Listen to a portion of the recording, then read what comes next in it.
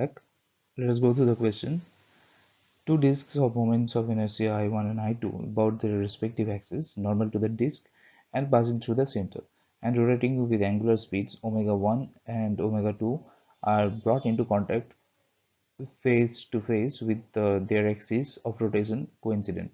What is the angular speed of the two disk system? Let the moment of inertia of disk 1 and disk 2 be I1 and I2 respectively. Similarly, the angular speed of disk 1 and disk 2 be omega 1 and omega 2 respectively. So the angular momentum can be written as L1 equals I1 omega 1 and L2 equals I2 omega 2. Thus the total initial angular momentum is I1 omega 1 plus I2 omega 2. Now when the two disks are combined and the angular momentum is LF equals I1 plus I2 whole into omega. Using the conservation of angular momentum, I1 omega 1 plus I2 omega 2 equals I1 plus I2 whole into omega. Thus angular velocity is omega equals I1 omega 1 plus I2 omega 2 whole divided by I1 plus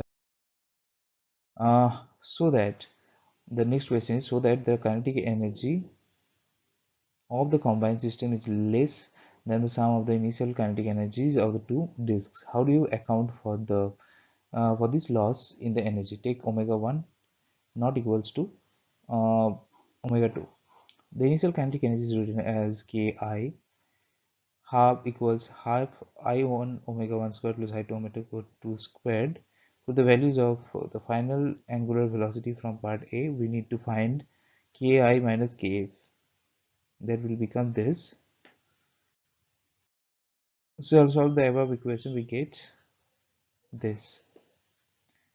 This is greater than 0 since none of the quantity can be negative. Thus, the initial energy is greater than the final energy due to frictional force.